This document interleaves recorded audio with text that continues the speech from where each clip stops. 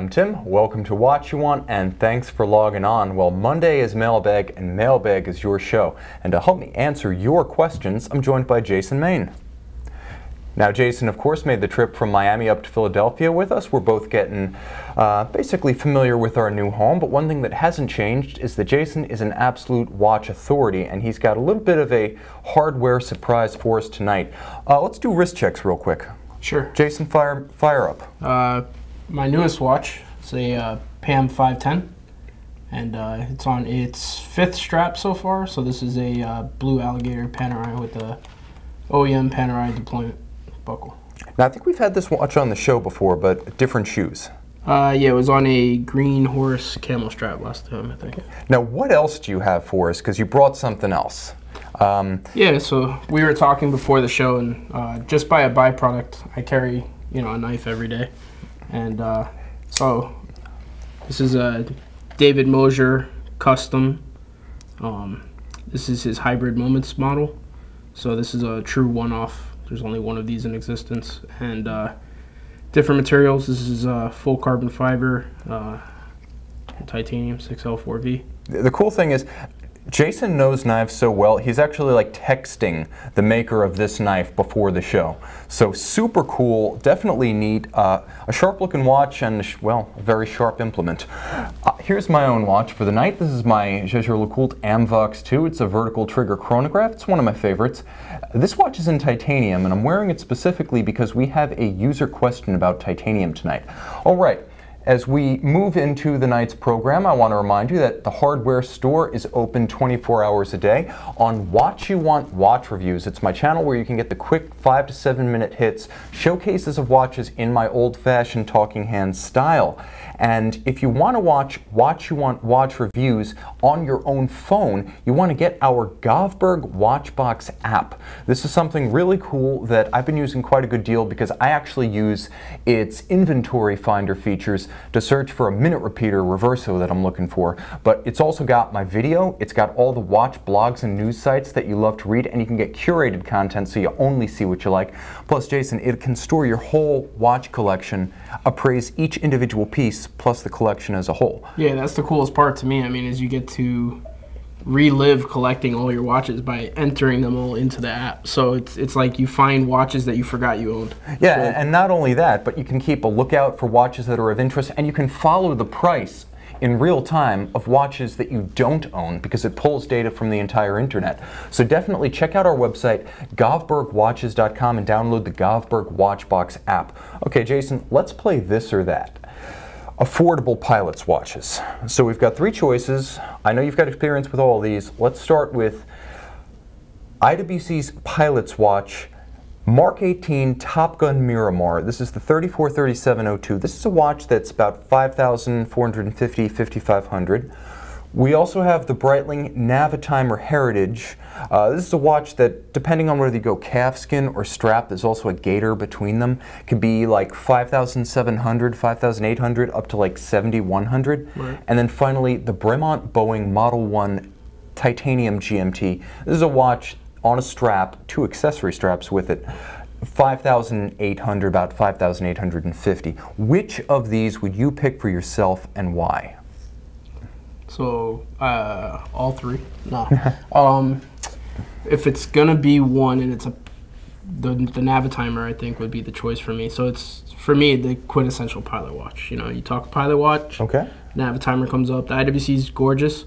Personally, I like the green canvas strap a lot. Yeah. One of my favorite colors is that OD green color. But the Navitimer for me would have, the chronographs, just gorgeous.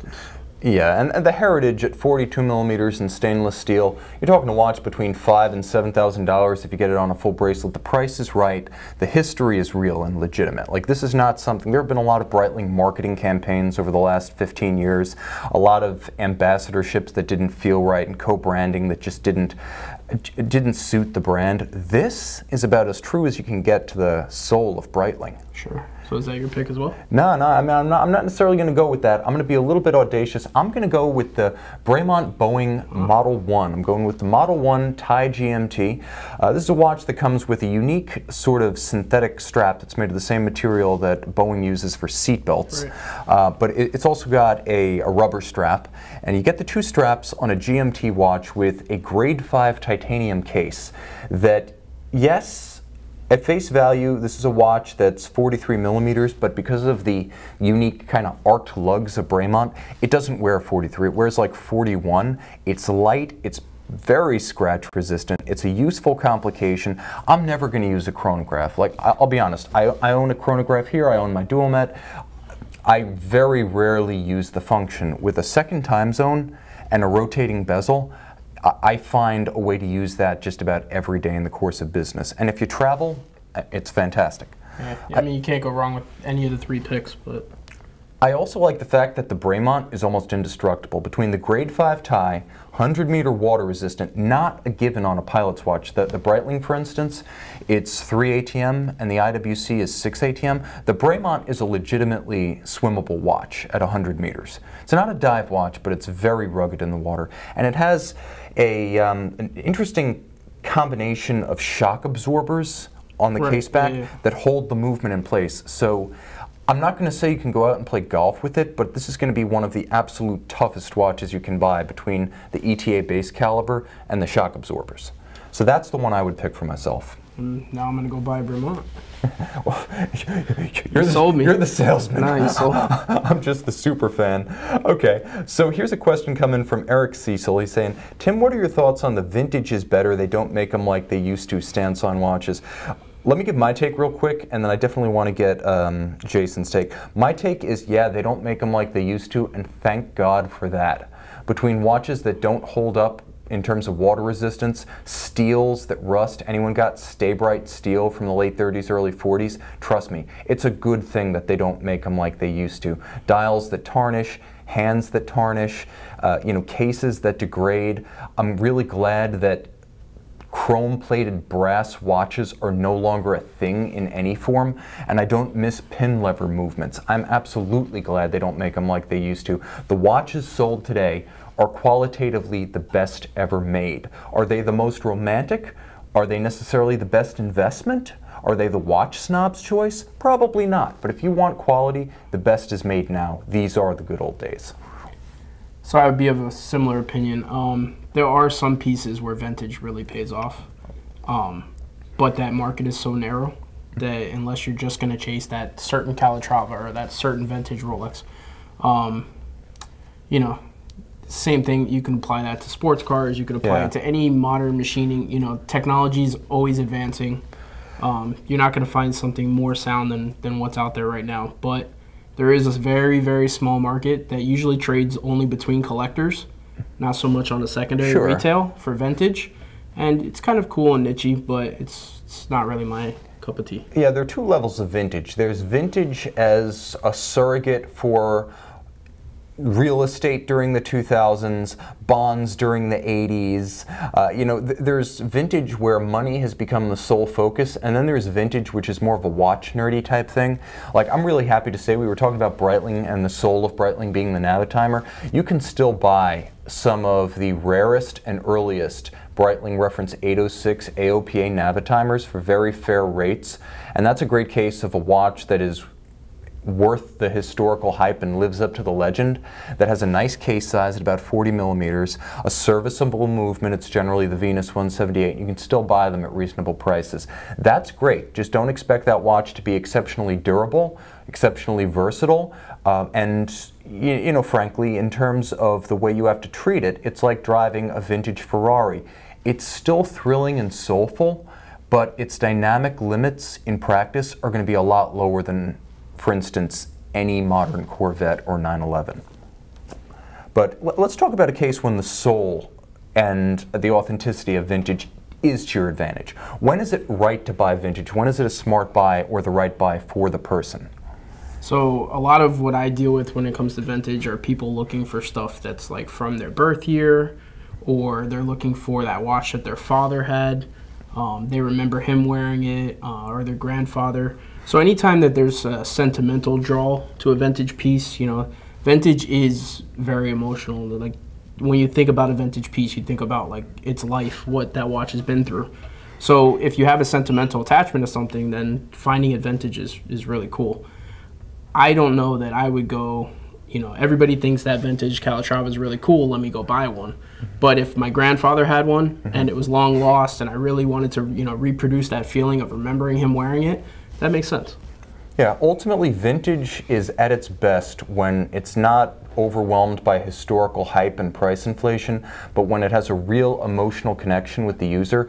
If you want to connect with an episode, a period in time, AOPA during the 50s, 60s, and 70s, the earliest days of the NASA space program with, you know, 1 and 2 member crews, if you want to connect with 1950s racing culture with you know, a pre-Daytona from Rolex, an older Rolex chronograph, or the still excellent value Hoyer triple calendar chronographs from the 40s and 50s, if they give you a feeling that's evocative and impossible to reproduce with a modern watch, as long as you're okay with the limits of the watch in practice, I would say go for it, and you know, just stay outside the bounds of price inflation and overhyped models. You know them and you can feel it when you encounter that.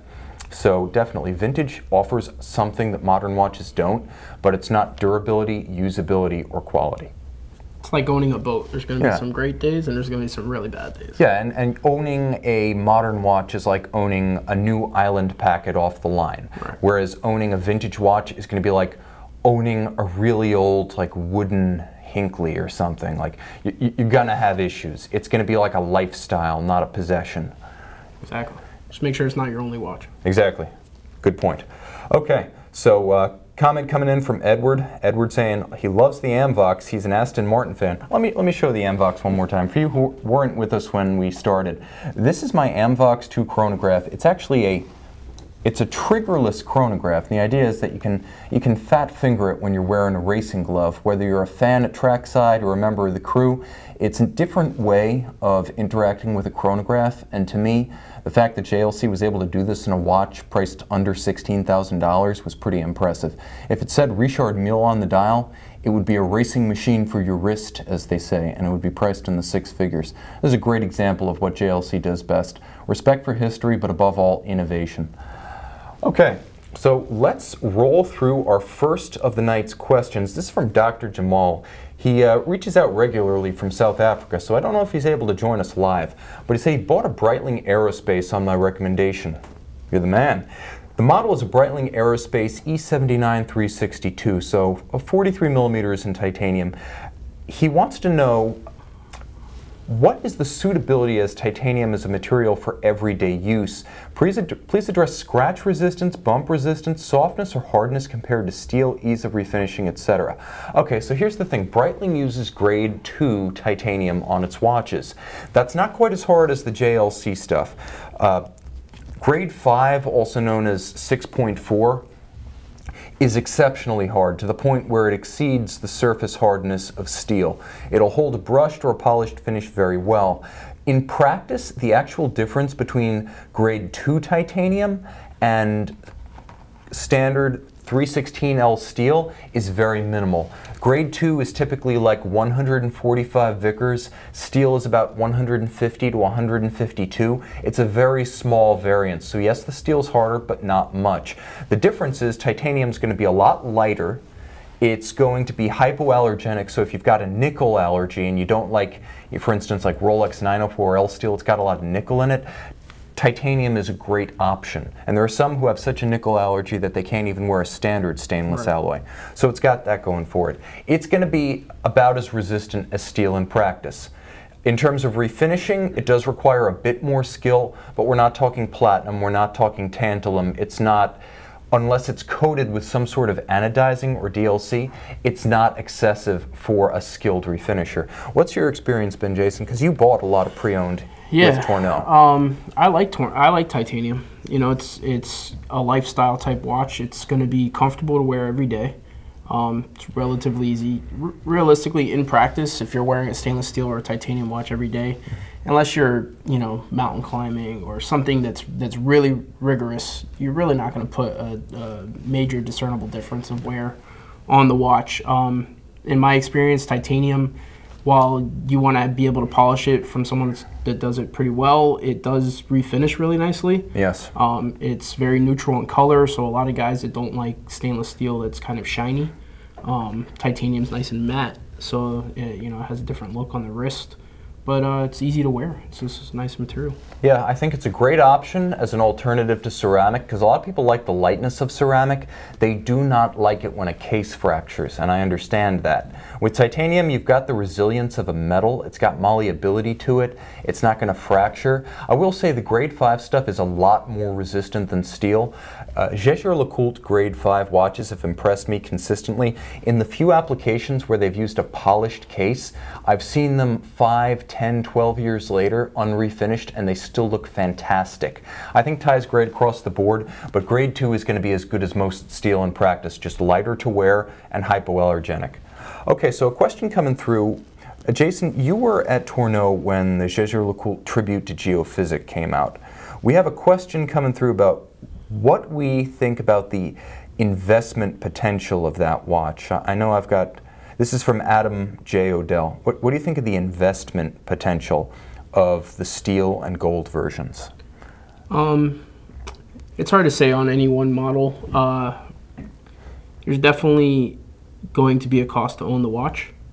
So I guess it just depends on how long you plan on having it, or how long you've had it, and what you expect to get out of the watch. I don't think it's going to be, you know, as bad as some of the standard issue JLC stuff, but there'll be a cost to owning it. It's a beautiful piece, though. It is. It's a lovely piece, but it's not going to be collectible like the original Geophysic was. That watch pushed the limits of technology and finishing for the manufacturer in 1958, and the new one, I mean, honestly, the spiritual successor to the original Geophysic, in my opinion, JLC had it right the first time in 2010 when they said the Extreme Lab 2 was the tribute to Geophysic. That felt right. That was the maximum sports watch they could make with their technology at the time. The tribute to Geophysic is a nostalgia play, but for me, it's not going to be an investment watch. Very few of the tribute models JLC's released lately have been. The exceptions being something like the US exclusive tribute to 1931 with the Fagliano strap and the unique dial, the tribute to 1931 green for the London boutique, the 26 pieces, and the Reverso Rouge. I think those will be investable pieces from the recent tribute series. But I think we've established we like the Rouge. Yeah, we like the Rouge a lot. At least the last 3 times you and I are on camera, we just salivate over the Rouge. It's a great piece. I think you should buy the new Geophysic because it's a great watch. Don't buy it because you think it's going to make you money. So, other question coming through. This is an interesting one. Jason, this was addressed specifically to you from Todd V. Yeah, hi Jason, I own a Rolex no-date sub 114060. It is my first luxury watch, and I wanted to own a simple diver for versatility and retained value. But lately I find myself drawn to complications, but I don't know which one I should be interested in first. I'm interested in chronographs and GMT dual times, but I'm too new to watches to know which I should pick, or if I should broaden my search to include a complication I wasn't considering. What do you suggest? So, first and foremost, whoever helped you pick out that sub did a fantastic job. Yeah. All right, so you nailed it on the head when you say quintessential, simple dive watch that's timeless, it's going to last forever, and it's going to hold value. So when we were talking about, you know, alternate pieces to kind of answer his question, what I was thinking was stay away from a dive watch. He already has a dive watch. Yeah. He's already said that's his quintessential dive watch. So, you know, complications, you're going to want to at least look at 1 or 2 chronographs. You know, you mentioned you like chronographs. GMTs are cool. I personally like power reserves. I like everyday useful complications, so like big dates or power reserves. But if you want to look at a chronograph, the IWC, Zenith El Primero is probably, the Chronomaster is probably my favorite chronograph for the money on the market right now. Yeah, so just the standard 42mm Chronomaster. This is a watch that is an El Primero with all that entails. 36,000 vibrations per hour, heritage-inspired overlapping registers dial. Really cool blue variant, but they've got 6 different variants of this model. And new for $6,700, pre-owned for under $5,000. For under $5,000, you have your choice of dial colors. You're going to have your choice of, you know, getting something with a full set with box and papers, and just a fantastic, that movement, that watch. It's a good size. It's a timeless dial configuration. Something you'll be able to wear for a very long time. Personally, I like the blue. Is my favorite, but I guess it just comes down to preference. You already have a black watch, so.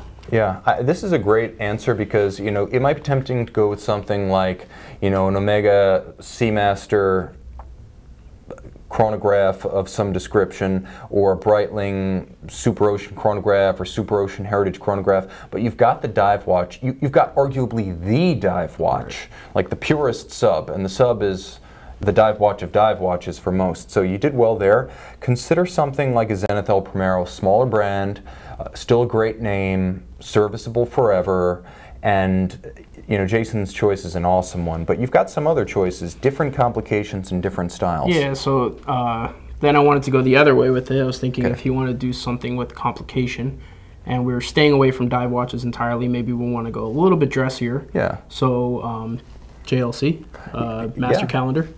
The Master Calendar 39 in steel, a great watch.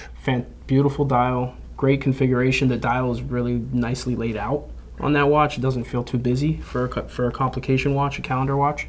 And at 39 millimeters stainless steel, it's wearable.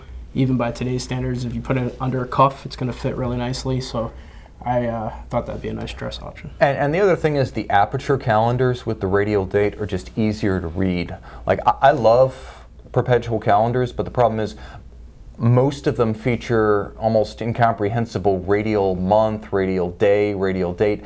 It takes me a couple of glances or an extended stare to read the dates on those. JLC's Master Calendar is one of the easiest to read, and it's probably the high horology, or the gateway to high horology of the watches you picked. Sure.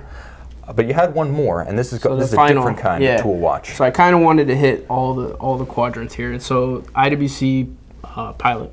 All right, we said that he liked the chronographs. Quintessential Spitfire is IWC's Pilot chronograph. So the nice thing with that, kind of the same size range, going to be probably the larger of the three. I think that was 43 millimeters.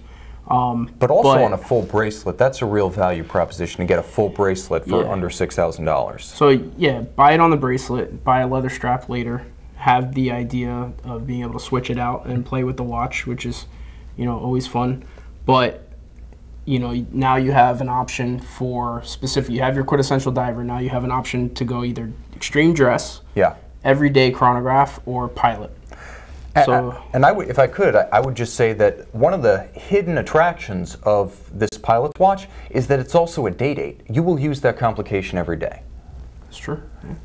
And I mean, Jason, when you were working at Tourneau, what was your position on like a 60-meter water-resistant watch? Because that's what this IWC Spitfire chronograph is. 60 meters, IWC says that's fine for swimming. Do you concur? I would highly advise against taking that watch in the water. Okay. Because even though, you know, the brands have their testing and but I've seen too many casualties. I've seen there's accidents that can happen. You might be in the pool and it might be great, and then you accidentally snag the crown, or you accidentally, you know, just, it's a pilot's watch. Yeah, you know, and it's not a swimmer, it's not a dive watch, so, you know, go fly a plane. And you do have to worry about a watch that starts out with a baseline minimum level of swimmable water resistance, because that watch may only need an overhaul every 4 years, but 18 months later, the water resistance may have ebbed, the seals may have aged, the lubricants may have dried up. It might have gone from like a 60-meter watch to like a 20-meter watch, and that's long before the machine inside needs TLC. So you've got your JLC, which is your non-swimmable dress watch here, but the high horology option. You've got the Zenith El Primero, which is an all-arounder. It is 100 meters water resistant. Put it on textile strap. It could go anywhere. And then you've got the IWC Pilot's watch for a very different look, but a practical day-date chronograph tandem. Right. And if it's my pick of the three, I go with the Zenith. Okay. I think I really can't pretend I would go with the Zenith because I own an older version of the Master Calendar, so that is literally what I went with, but I also have the luxury of owning another sports watch. I think if I had to pick, starting from just a Submariner, I might very well pick the El Primero. So, okay, questions coming in from the chat box, quite a few in fact. Okay, This is Daryl Carver. Jason, he needs a thin dress watch, and he's considering a Zenith Elite. Any Zenith Elite. Do you have any ideas, any suggestions? So, buy new, buy pre-owned? Always buy pre-owned.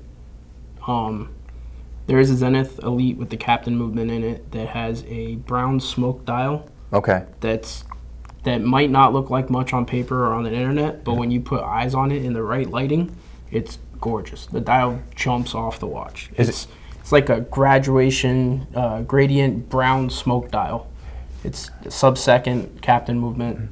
Beautiful. I think I know the watch you're speaking of. It was, I want to say it was a boutique special from a few years back. It's still available, but it was a palladium smoked dial. Yeah. That was that's a great one. I would go with that, to be honest. That's as good as you can get with the Elites, unless you have a specific need for a second time zone or a power reserve. That would be my choice as well. Yeah, there's also there's a Hennessy edition. Yes. In the Captain, which for some reason didn't do very well in the secondary market, and they can be had for like $1,500 to $1,700 on the secondary. Yeah. Great choice for the money. I mean, as long as you can get away with the little Hennessy dial, you know, but for the money, great piece. And I can vouch for the fact that this watch doesn't read as a Hennessy watch. I've seen this edition in person. It is beautiful, and the cognac colored dial is worth the small accommodation of the tiny Hennessy signature at 6 o'clock. That would be a great choice. Superstar 49173. Hi, Tim and Jason. I'm looking for a blue dial watch, and I'm hesitating between the Milgauss Z Blue and the Omega Constellation Globemaster. That would be, I believe, steel with the tungsten bezel. Which one would we pick?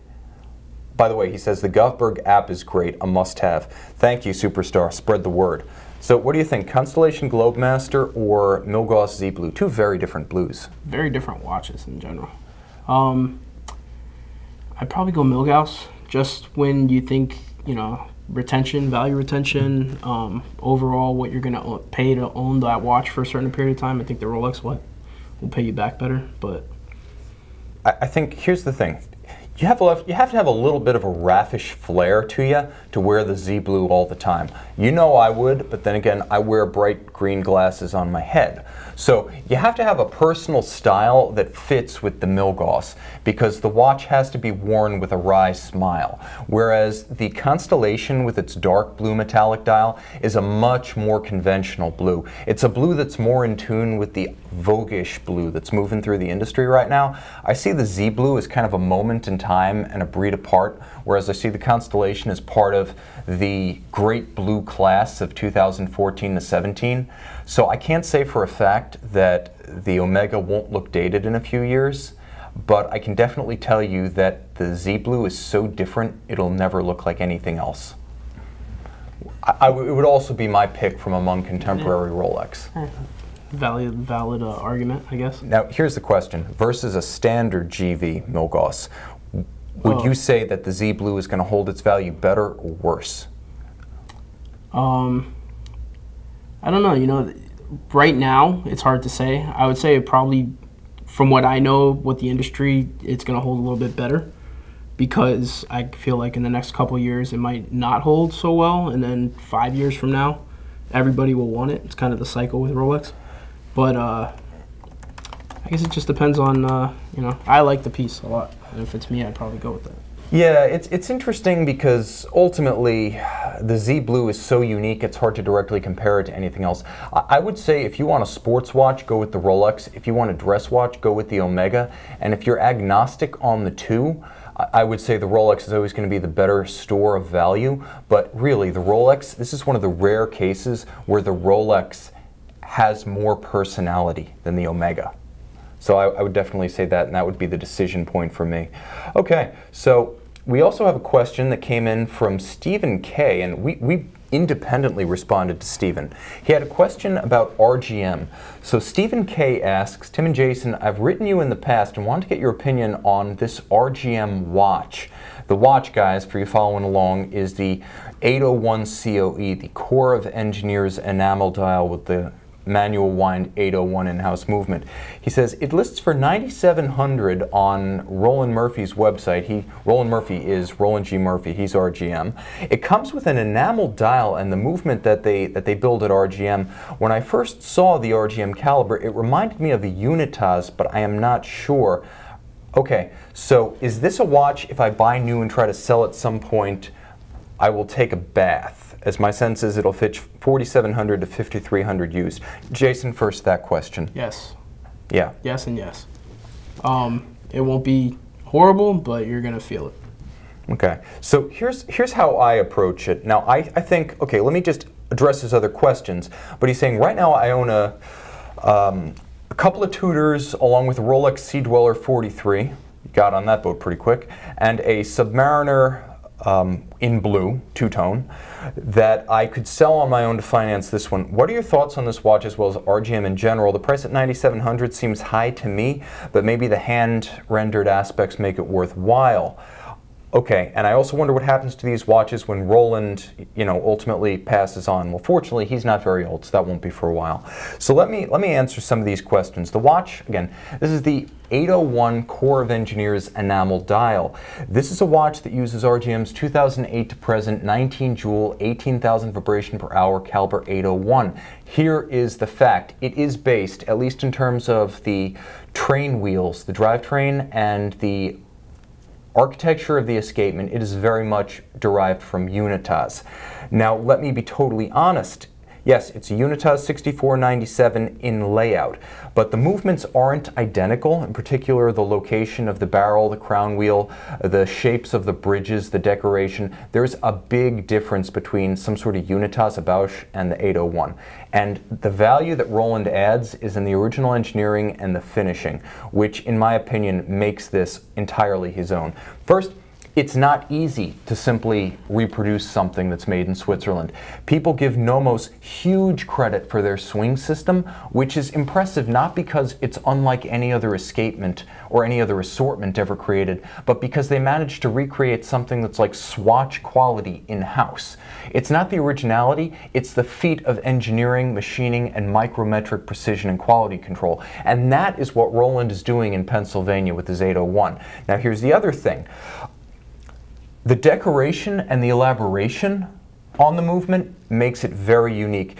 It adds real value, and what Roland is doing with the 801 is equal to anything Pascal Coyon is doing in France and anything Keaton Myrick is doing in Oregon, USA, with Unitas-based systems, Unitas-based train layouts, Unitas-based plates and bridges. This is an impressive feat. To offer all of this plus an American-made enamel dial, handmade from a company that makes maybe 200 watches a year for under $10,000, for me that's a great value. If you were to go out and buy a $40,000 Longa or a $40,000 Vacheron, the depreciation, correct me if I'm wrong, Jason, but the depreciation hit you take on that watch would probably surpass the entire cost of this enamel-dialed in-house movement RGM. Sure, I mean, it's a value proposition, right? I mean, you're buying something that is of an elite class, hard to get, right, relatively, low models produced and handcrafted for pretty reasonable sum, although it's a piece you should keep. You should buy it because you love it and you're going to keep it. Don't buy it because in 4 years you're going to sell it or you're waiting for... Now, the particular piece he asked about that we have the picture up right here, I'm not sure if, I don't recall the model, but they do an enamel with chess pieces. Yes, they do a couple of riffs on this model. So my thing is, with this military dial, might not be the exact way I would go because there are other pieces that look very similar to this. But that chess piece dial, for whatever reason, when I saw it one time, really caught my attention. Yeah, I mean, they make a great watch. It's just, you're going to, it's probably what, half, maybe 70% of retail is going to retain, so it's going to be tough when you try to unload it, but you're buying the watch not for others. You're buying the watch for you, something that really resonates with you. And the other part, I should mention, this dial is based on old pocket watches made for the Army Corps of Engineers. Yes, it's enamel, but it's also a fully loomed enamel. Superb detailing on this dial, but also a loomed enamel dial. You never see that. This watch has got a little bit of sports watch in it, and unlike those vintage pocket watches, it still glows. I will also say this about RGM, and this is the last part of the final question. I have no doubts about the serviceability of these watches down the road. Roland, long may he thrive, but he doesn't have to be alive to service these watches. This is not like some sort of grand complication coming out of MCT or Cabistan where, you know, you have to hope that the watchmaker who designed it is still around and active to service it 5 years down the line, or else no one else possibly can. There's no synthetics in the watches. He's not working with silicone. He's not using ceramic bridges like some of the Breitling Chronoworks models. It's all honest to God, old style watchmaking, and thank goodness for that. Plus, since this is a pocket watch based movement we're talking about, the parts are big. And I should also mention, and I know Sean has some graphics here, but RGM also offers a number of personalization and customization options on this watch in this movement. You can get RGM engraving on bridges and plates. You can get a pocket watch inspired motor barrel where you wind and the barrel moves as you wind the watch, and then the arbor of the barrel actually drives the drivetrain. And the idea is that this is an old pocket watch design that would protect the drivetrain from lash and shock if the mainspring broke. But it's a beautiful vintage touch that you can get custom built into the watch. You can also get wolf's tooth vintage inspired custom gear profiles. So there's a lot of flexibility to make this watch your own. That's not something you're going to get from a mass market $10,000 watch. Agreed. So this, to me, is just a good buy if you're really into it. You want to have like a first name basis relationship with the guy who made your watch. Like, Jason, you were just texting your bladesmith for the watch you're carrying before the show. When you buy an RGM, you're entering into that kind of relationship with your watchmaker. Yeah. Something to be said for that. Relationships are a good thing. Yeah, definitely. So here's a question. Okay, so thoughts on the new 43mm Sea Dweller. First, is it worth the wait? Second, how does it stack up as an investment? And third, is there a better buy for your Sea Dweller dollars? Yes. So I've had the piece on my wrist. First, I like the piece a lot better than your regular deep sea. Yeah. So the proportions are much better. The way the bracelet doesn't taper like the deep sea. It's a little bit more comfortable. I wish they wouldn't have done the magnifier on the date wheel, but I know plenty of people that say the same thing. I think it's a really solid watch for the money. And if I didn't already own a deep sea, I'd buy that 43. But the Sea Dweller 4000 is where all my money would go right now. 2 years in production, stainless steel sport model Rolex, you know, guaranteed to be worth money later. Yeah. So better for the money, I go Sea Dweller 4000. Yeah, first of all, like you said, you've got a 2-year Rolex sports watch in steel. That says it all. This is a model that already looks like it's going to be one you can buy, wear, and as long as you don't abuse it, it's going to gain value. And that's while wearing it and enjoying it.